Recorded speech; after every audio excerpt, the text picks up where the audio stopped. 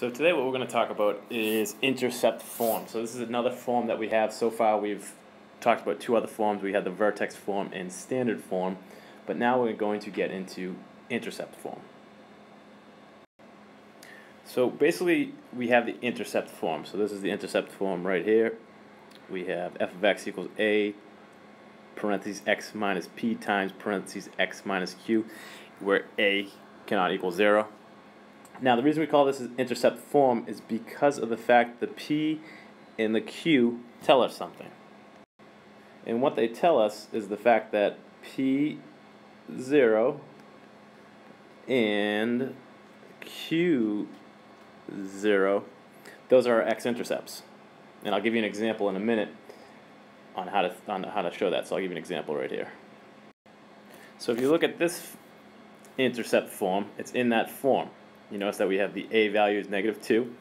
Now if I wanted to take and find one of the intercepts, it's basically just -3, 0. And then the other intercept would be 1, 0. So do you see how it's sort of the opposite? If I see this number, I think, alright, it's -3. If I see this number, then it has to be 1. So those are my two intercepts right there.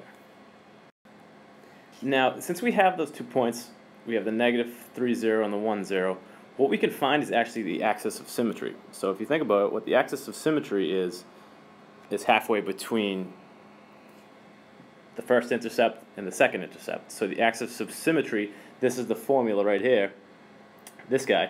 So all we have to do is take our values to find that axis of symmetry and plug them in. So x equals, well, what was our p value? It was -3. What was our q value? It was 1. And then all we're going to do is cut it in half. So this will come out to be -1. Well, now that we have the axis of symmetry, well, how do I find out what the actual vertex is? Well, we take that and we just plug it back in. So when you go ahead and plug that in, basically all I did was take the -1, plugged it back into the original up here, and then when I solved it out, I got 8. So my vertex point is going to be -1, 8. Now if you think about it, we have enough information to graph. So what we want to do is you want to draw a graph. Let me pull up. So once you have your graph drawn, you want to go ahead and put in your axis of symmetry. Now if you can do that, I'm using my finger, so it's going to be pretty tough, but you should have a straight edge, so make sure you always use a straight edge. So this would be my axis of symmetry. Try to make it as straight as possible. And then from there, what you want to do is go ahead and plot your vertex, which is at -1, 8, which is right here. And then you want to plot your x-intercept, which is right here. And then your other x-intercept, because there's 2 of them, right here. Now what you want to do is to make sure that you label your vertex, which was -1, 8. Label your x-intercepts, -3, 0, and 1, 0.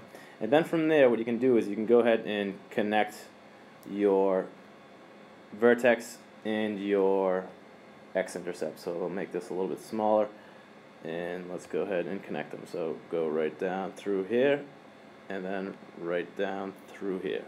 Make sure you put your arrowheads on the end because it goes on and on and on, it keeps going. And there you go, you have your graph. And one thing I forgot to label was your vertex. You want to do that too. You should have 4 things labeled because they'll ask you to label the x-intercepts, the vertex, and the axis of symmetry. And one last thing I want to mention is the a value, because that a value is important. So if you look at this, it says the parabola opens up when a is greater than 0 and opens down when a is less than 0. So if you recall, our a value on this one was a equaled -2. So look at it. That is less than 0, and you do notice that it does open downward. So it goes downward. So that's super important because it helps you interpret graphs. So if you have any questions, make sure you come up with a confusion question. If you're good, if you totally understand it, come up with an HOT question or an example.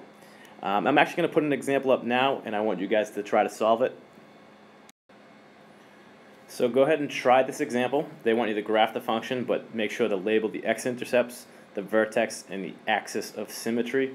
And remember, think about which way this graph is going to open. Will it open up or down?